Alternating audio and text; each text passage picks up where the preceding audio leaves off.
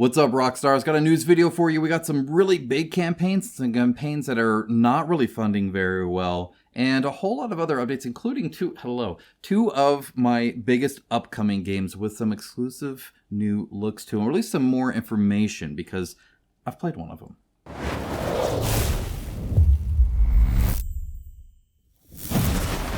Alright, we're going to have to work around the dog here a little bit, but he seems pretty comfortable for now. So, starting things out with Rayman, the board game. This is by FlyOS. This campaign, something I've been looking forward to for a while because I am a big fan of the newer video games. In fact, I have some very good memories around playing with my kids and watching my kids play together. And I have some good and some chaotic memories of playing with my wife as we chase a treasure chest that's running away from us, yelling at each other when either of us dies. It's honestly a really fun game. I can still hear like the sound effects and the little voices and stuff, and I really do like the IP. My wife in particular liked the originals a lot, and so for a long time fan when it comes to Rayman there. So for us in this household, Rayman is a pretty good IP, and so when I heard they're going to make a board game of it, I was like, oh, that's pretty cool. Now, you can see here it's 16 days to go on Kickstarter, 171,000 raised and 1,253 backers. I'll come back to that. Looking at the campaign itself, it looks like it can get pretty pricey because they have these like premium, like big vinyl, little statues, kind of like what I have back there, some of that.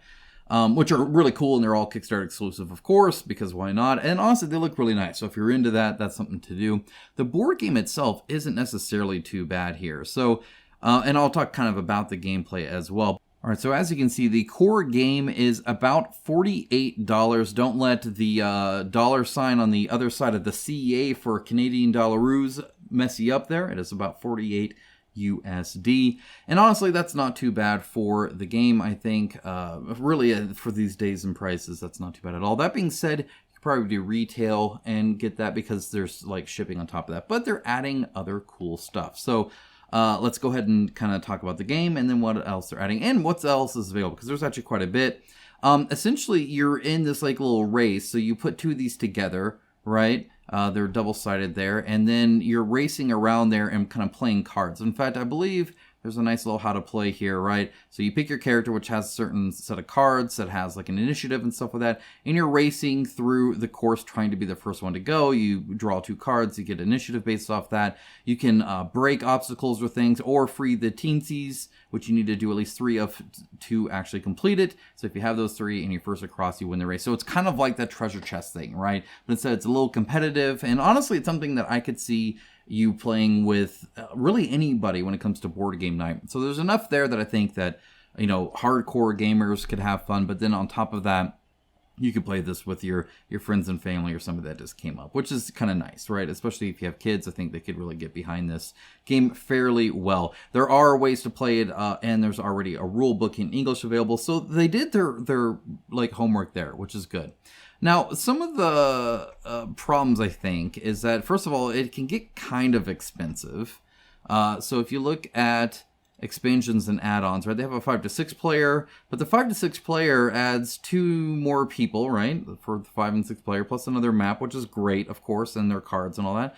But either way, it's not exactly the cheapest. It's about $30 for that, right? Which is kind of crazy. I mean, not crazy, I guess, but just in today's market, it's a lot. And that's $30 for 2 characters essentially in the map. But it expands it. They also have this skill figures. These are all like alternative vinyl figures is what they're calling them. $58 for this, and you get a fun little batch there. Again, they're doing a lot of this collector stuff that you don't necessarily need.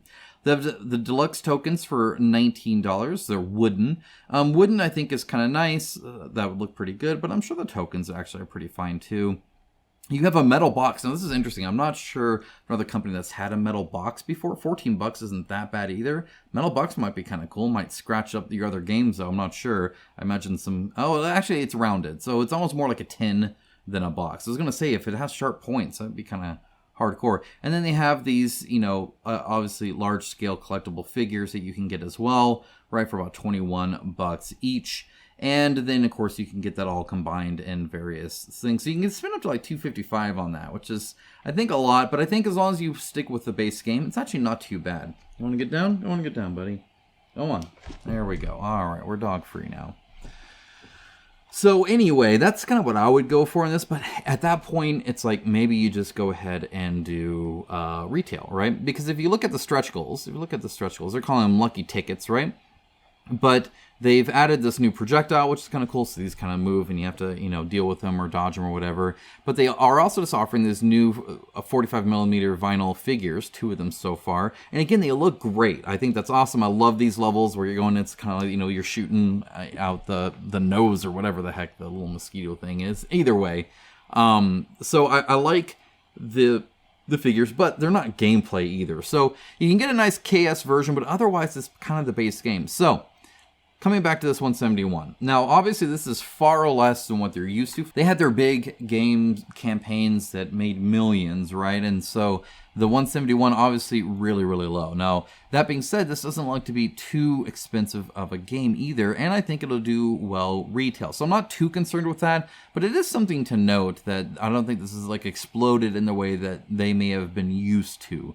That being said, in my opinion, smaller scale games are less risky now, so it's more or less how you feel about them as a company, because I know they've expanded a lot. They have a big, presence in the conventions and stuff, and how well their catalog of games is doing at this point now is kind of, I guess, how you would feel with Fly-Offs. Now, I'm no expert, so let me know what your thoughts are on that. I'd be curious.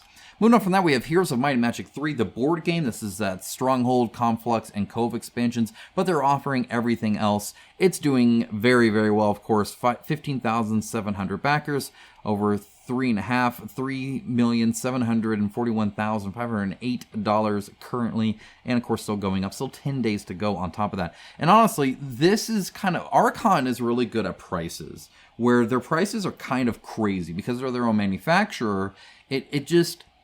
It's really impressive. It'd be as if Awakened Realms wasn't charged by GameFound, so they just had like 10% off their costs because they're not getting like sucked into like other stuff kind of thing. Like them being able to make their own stuff has saved them so much money, and honestly, I think they're working at a scale at this point where they're kind of okay also.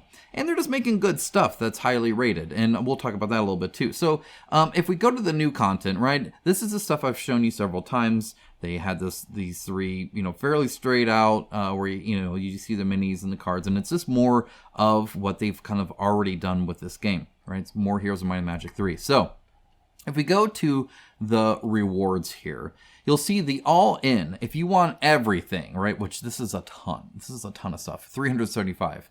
And again, keep that in mind because this doesn't look like you're getting a ton. I don't know if this shows it any better or not, but there's a ton of stuff here, right? What's kind of cool, so they have this new big box, right?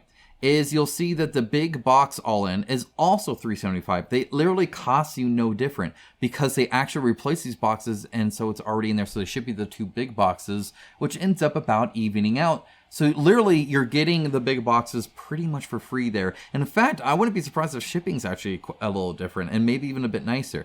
Kind of cool that they're doing that. They also have a shaded version. So even like everything shaded, 2 campaigns worth of stuff, $461. It's kind of crazy just how good this. It's like honestly not bad at all. The all-in big box, $124. $124, and you get all in of the new stuff. So if you're like, hey, I got everything before, you're only out $125 for everything else. Again, just crazy to me, these prices, especially in this day and age. This is like old school Kickstarter deal worth. It's honestly impressive. In fact, they actually have a good, let me see here. Oh, they have like t-shirts and junk like that, which I always fully support. And one thing to call out here is the legacy shipping. So if you pay $28.56, you do get the stuff that they made earlier. In other words, in the first campaign, they can just send that to you kind of right away. So you do get, essentially, it's two-wave shipping there. But they do have some other stuff there. The stretch goals, honestly, again, pretty good. A little bit of everything, which is kind of nice. Everything from minis to terrain to units to cards to all sorts of stuff. So a good selection there. But big on the community, which is kind of great. They were talking about their 8.2, right? I'll talk about ratings here in a bit as well. But that's honestly really cool to see them spotlight that. One of the pictures they had, I have a review of this, so you can go and check that out too, of course. I'll link down to it in the description below. There's my speed review. It won't take you that much, and I go over real quick, hey, here's my thoughts on it, kind of rapid fire for you there. It must be kind of early on they talk about it. Essentially, it's like, this is like 44 pounds worth of stuff. It is a ton of stuff. Just a massive amount. Maybe it's under this pledges explained. It's on something. Where did I see that? It was pretty impressive.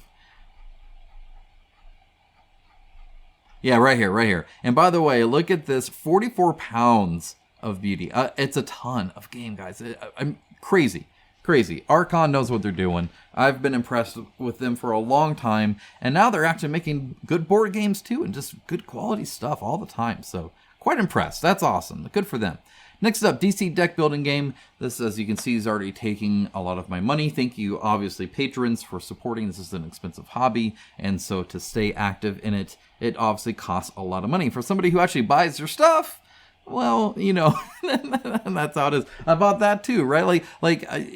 This is an expensive hobby, and it's one of the reasons I do these videos, so that you can make well-informed decisions for you. You have to back the same things I back. You don't have to like the same things I like, but ideally, you know what you're getting into when it comes from the product and when it comes from the company. And if you're doing that, then you're spending your money where you want to, and ideally, that means you're happy with the return. So, DC deck building game, it's one of my family's favorites. We all love it. We play it often. $280 for a whole bunch of other cards. I'm all for it. The reason mine's so much is because I missed a lot of the last campaign, and they are offering the Kickstarter edition of the last campaign stuff. Limited quantities, though. Still available, though, as of like today recording, which you'll probably get this tomorrow. So it's probably still there, which is not too bad. And it's not even like super high priced or anything like that, which is really cool. So I'm kind of backing two campaigns here. With Arkham Asylum, I do have a review, by the way, link down in the description below for that as well. That review is like super, like, I went into detail. It's one of my longer form reviews, one of my more traditional reviews. But I really want to talk about the DC deck building game and the Arkham Asylum and how it's different and all that kind of stuff, right? So it goes into quite a bit of detail there. As you can see, really 135 gets you everything new. Right, so 135 and you're good to go. They are also offering their promo cards. So, you know, they sell cards like on events, right, like conventions like Gen Con and stuff like that. And I always try to go and grab those. But they've now started offering those to anybody during their campaigns. So $10, you get a whole bunch of promo cards. Sounds pretty cool to me too. But you can just get the Arkham game plus a Dark Knight Metal, I believe, crossover pack, I think it is. Yeah, crossover pack for the Dark Knights. $75, right? So it's not too bad. They offer a whole bunch of other stuff. The playmat actually fairly recommended here because it does have 4 slots on it, and this does have, because it has the hostages and it has the kind of the kick replacement, the henchman as well. You actually have 4 instead of 3 like normal, so it's actually kind of a useful one there. They have travel boxes and all sorts of other stuff, of course. A whole bunch of stuff, guys, honestly. It's quite a bit. And again, it's a card game, so you're not spending a whole bunch on miniature cost, and that includes cheaper shipping. So the last time I got a whole bunch shipped, it was like $30 or something like that for like a huge amount. When I just got a little bit, it was like $22 even. So not too bad shipping compared to some other stuff. Now, one thing that they are offering, if I go to, this is where I'm looking out for you guys here, their add-ons here, right? Again, sleeves recommended, very good stuff, right? Obviously, they have their huge variety of things here that you can go ahead and get. They have the classics as well, right? So, for instance, I'm grabbing the Flashpoint because I didn't grab that from the last one, and I'm grabbing the Justice League Dark. I didn't grab that from the last point, and I'm also grabbing the Rivals one here that I didn't get. The Rival games, by the way, super awesome. Great 2-player games there. But Dark Knight Metal, 45, that's great and all. But right now, Amazon has it for like 20% off. It's like $36.03. So I'm going to go and grab that. That means there's only 7 left. There will soon be 6 because I'm grabbing one. So just as an FYI. But it means you can play it. It's standalone. So in fact, you could back this, get this. If you like it, then you know you want more of this, because you could literally play it within the 18 days this has left. Honestly, it's a win-win. I like this campaign. It's a good one. A lot of exclusives and stuff. They always do a whole bunch too that they're unlocking. All right, moving on from that, we have Nostalgix collectible card game. I'm covering this for a specific reason. This is another TCG, CCG, you know, anything you want, card game. 17,000, hasn't funded yet, 10 days to go, 83 backers. The reason I'm pointing this out is because this is a short little talking point about fads. So there was a time a couple years back when trading card games were exploding. Pokemon became very, very popular from a value standpoint, from a business standpoint. You could make lots of money off of these collectible card games, and they were starting to kind of really popularize, right? Magic the Gathering was doing very well. They had like the One Ring thing that sold for like bajillion million dollars. Like that suddenly, like it was around like the NFT time as well, and there was just this idea of collectible things being worth a lot, like from a business value. And so there was a big thing on crowdfunding, and I covered it at the time. This is why, again, I'm looking out for you guys, where it's like these campaigns were doing extremely well. They did very well. In fact, you can look at it here. This one, they made almost $1 million, right? Off of only 2,000 people, right? Because people were buying a whole bunch of this. Because the idea is you either get the NFT, and not necessarily this one. This was actually one of the better ones, but there were a lot that did this. That you would get NFTs with it. They would go very big on the promos, on the this is the first edition. It gets a certain border or whatever. Either way, like these cards, if this game explodes, will be worth a lot. And people were buying a lot because of that. Now, obviously, it didn't become some big, huge thing, which is why you probably didn't see a bunch of these in stores and Target and junk. And so, as you can see now, it's, it didn't end up being very big, and therefore, now it's just 83 people. I was talking about the people that are buying it versus people that are going to be playing it at that time. And as you can see now, that's partly the case, right? There's not a lot of people playing it, just people buying it. Honestly, that's where Pokemon kind of stands for a lot of people, right? Magic the Gathering is a good kind of mix between the two often. But yeah, it was very interesting to see the fad, and it's very interesting to see the follow-ups and how less they are now, because that fad of, oh my gosh, this might be a big thing and I might be able to retire early because I sell my booster packs or whatever, right? Obviously not a thing anymore. So just kind of interesting to see. All right, next up, we have Cosmic Conquest. I've been covering this as it's led to the launch. It's now launched. It's at 40,000, 136 baggers, still 26 days left to go. 26 days, obviously, they can definitely get that 50,000 that they need to make it, assuming that is a real number, of course. That being said, this is an indie company, and often they can a little bit better, but they are offering minis, and minis can be kind of hard to do at scale. That being said, they don't need the scale, so maybe it'll just be 3D printed. I'm not exactly sure. They'll have to kind of confront that and see, hey, how are we manufacturing this in a way that makes sense? You can totally do it. You just need to not be sold on the 1,000 minimum order Chinese mass marketing. In other words, crowdfunding doesn't need to be mass marketable, which amazing, but it's true. But a lot of people are finding it a little pricey, and so that kind of depends on where you are. Additionally, the campaign page isn't the best, in that it doesn't necessarily tell you how the game plays very well. There is a video for it, but if you're not watching the video, if you're just looking at the campaign, if you're not looking at some other like YouTube thing, then it doesn't necessarily explain the type of game this really is, right? Instead, you're kind of rolling dice, you're playing cards, you're moving around maps and gaining control. I don't know. See, again, like unless you read, like really dig into it, not read about it, but really watch the video, and hopefully that helps a bit more. All in is 215, which again isn't necessarily like a huge amount, but if you recall what people are getting with something like Heroes of Might and Magic 3, then you can kind of see where 215 for that kind of hurts. Additionally, they don't show it very well. So for instance, the base game 75, honestly, I don't think that's too bad, right? 75, that's the same as the card game I was looking at, and this does come with standees and boards and stuff like that, right? So there's a little bit there. 130, and it just shows 4 minis. You actually get more than that.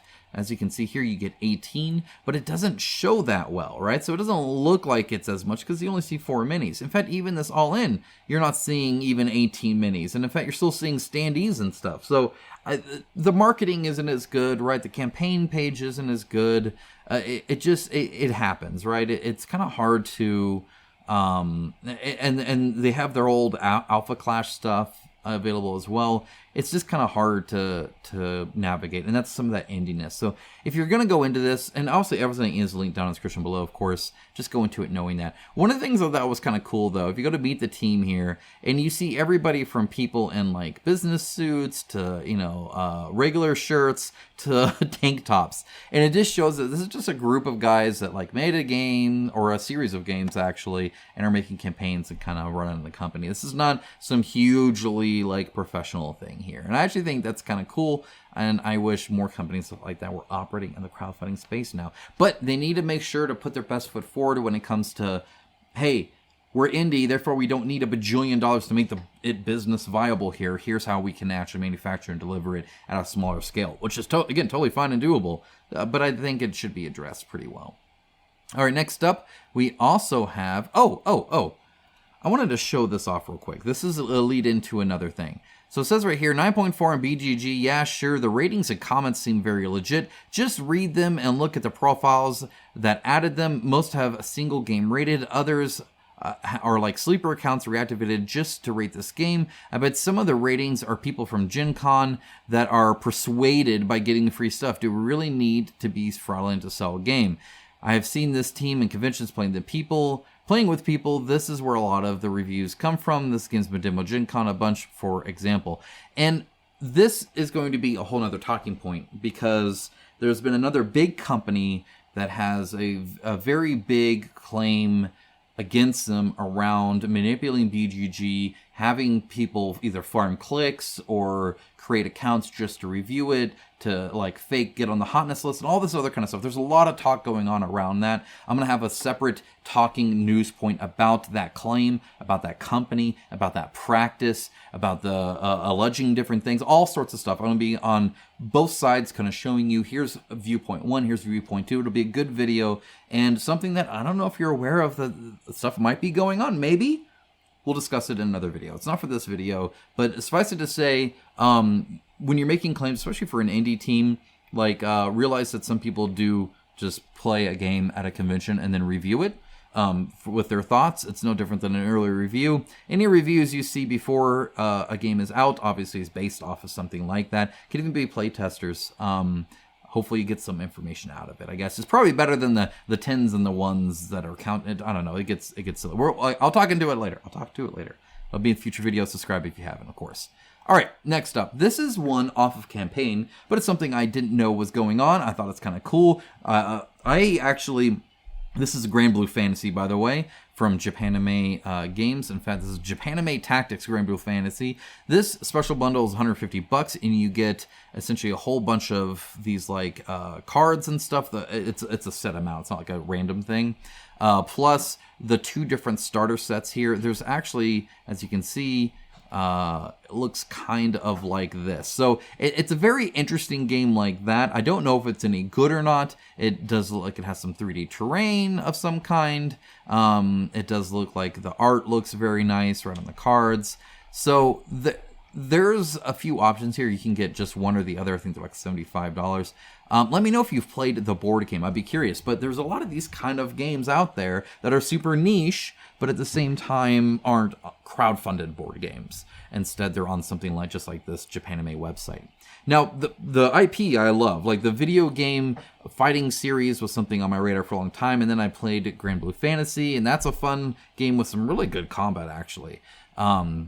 So yeah, anyway, it's kind of cool. Thought you might want to know. It's there. I'll link down to it below. It's in stock, so you can totally grab it. All right, now, what's coming up? Here's a few of what's coming up, including some that I'm really looking forward to, and one that I've even played. And I'll tell you a little bit about it and kind of ask you a question on that as well. So Story Mini's coming out in like 2 days, 14 hours. So by the time you see this, it's right about probably 2 days from now, right? So in other words, this is coming out Tuesday. If you're watching this early, if you're watching this late, you should subscribe so you see these videos when I post them, of course, because I keep you up to date. So Story of Mini is a massive scaled old school style RPG that rides the line between sandbox board game, dungeon crawl, and TTRPG or tabletop RPG, like a D&D session kind of thing. Very similar to that. Honestly, the closest I could see to this is actually Heroes of Might and Magic 3 and the old school vibes. So if you're a gamer from the 90s, this is probably, or even earlier, this is something that might be kind of interesting to you because it'll get a lot of those similar vibes going on when it comes to what a fantasy adventure can be like. So looks super cool. The leveling up system with the spheres, again, it reminds me of like Final Fantasy X a little bit in that sense, but I loved the sphere grid, so I'm kind of, cool with that. Plus, I love ARPGs like Diablo and whatnot, and any skill tree, I'm good for. I'm there for. So yeah, that's looking pretty cool as well. I have an unboxing of that so far, so you can see that. I'll link down to that in the description below as well. See what's going on there. Next up, from Archon, is Master of Orion Ad Astra. This is going to be a 4X game, so you can kind of see it right here. Explore, expand, exploit, exterminate, right?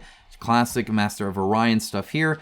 This is kind of an interesting... It's interesting that they picked this IP for it. Because there's a few IP-related 4X space games out there, right? Like we just got done with a Homeworld one, I believe, right? This is looking kind of neat, though. Like for what I'm seeing here, it looks pretty darn slick. Obviously, the minis are going to be great. It's going to be a beautifully well-made game because Archon's doing it, and they do great with that. How it'll play, I don't know. I'll try and get my hands on it and let you know, of course.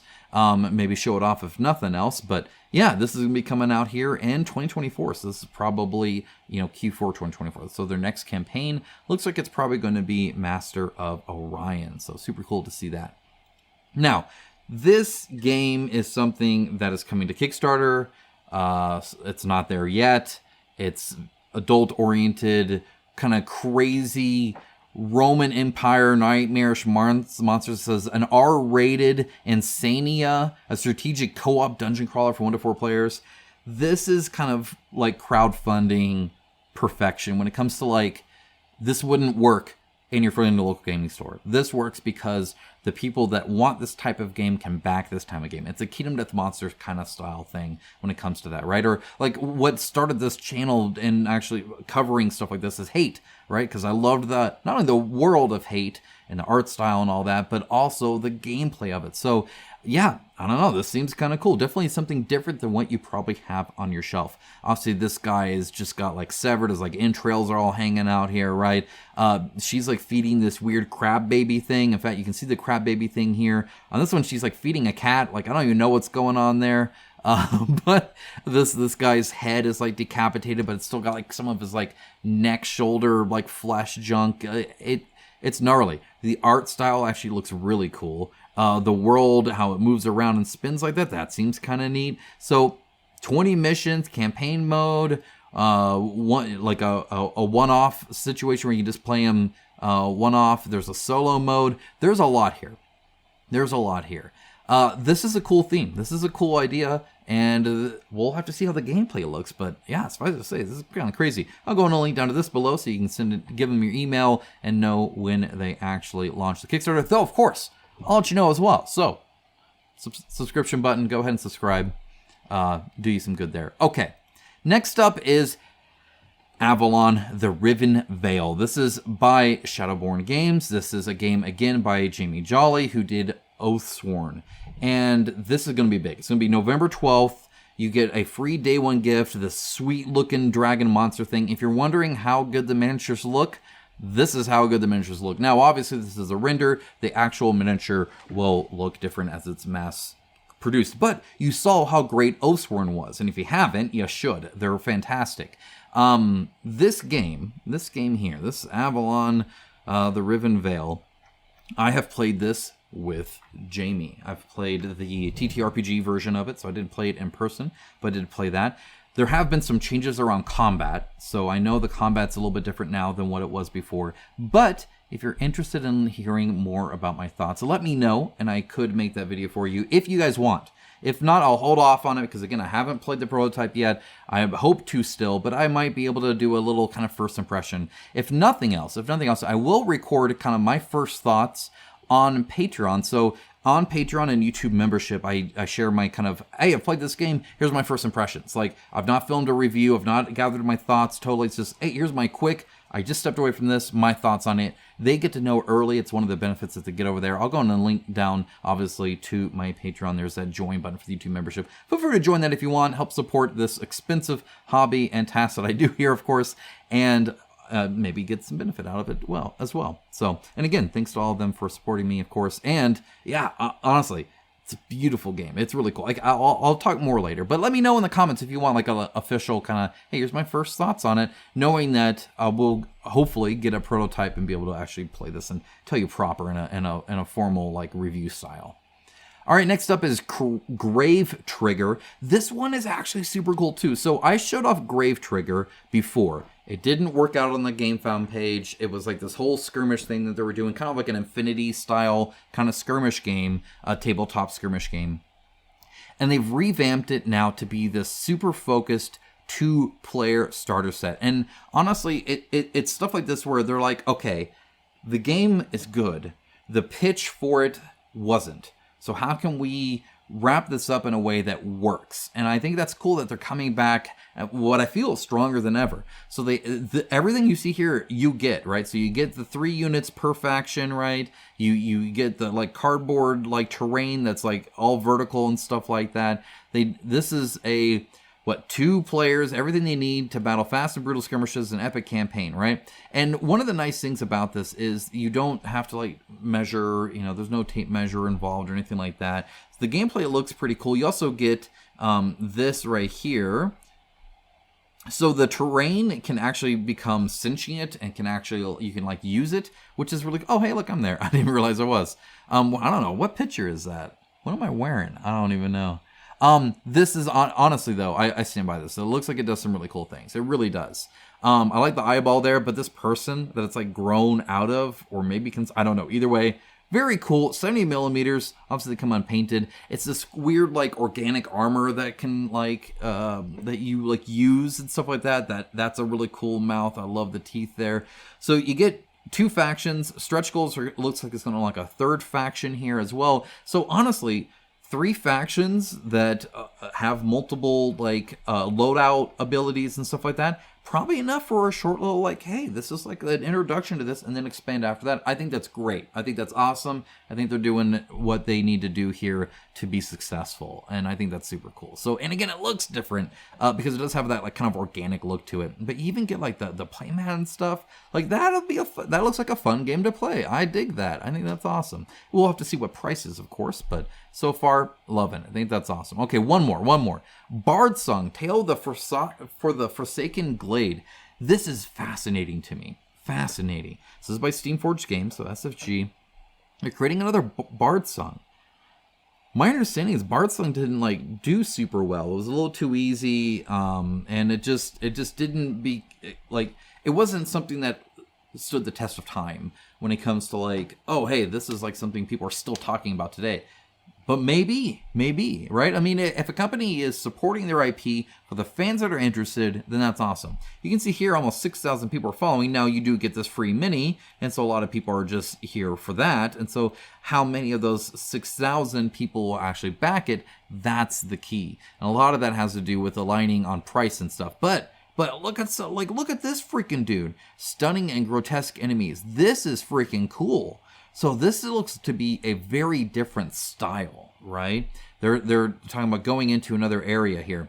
Now, they also said that they won an ENnie award. I don't know what that is necessarily. Let me know if you know. I don't. I didn't look it up for this video per se. But you go into this Forsaken Glades area, and what it's saying here is it's actually like a remaster of the gameplay. Right? So what that means, I'm not exactly sure, but I'm wondering, right? I'm wondering if this is really like, hey, we got Bardsung, good concept, like the mission I played, like I had fun with it, right? Now, will the whole thing be good? That kind of, we know that now, right? But can you iterate on this? Is this a 1.5 version that's really needed? Is this something that's really, really like, this is what Bardsung can do?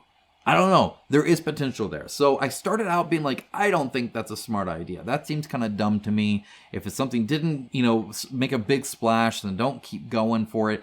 But obviously, they are going for it. It looks like it has a bit of a different style. It looks like they're doing some different stuff here.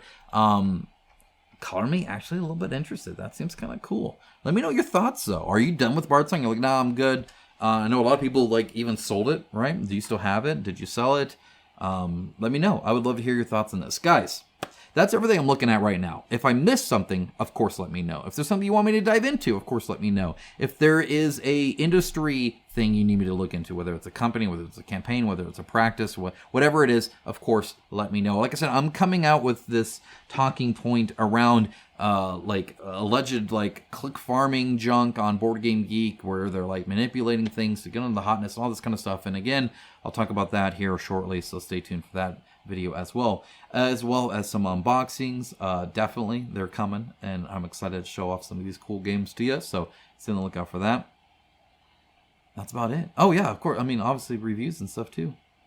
Guys, thank you so much for the support on Patreon, on YouTube membership.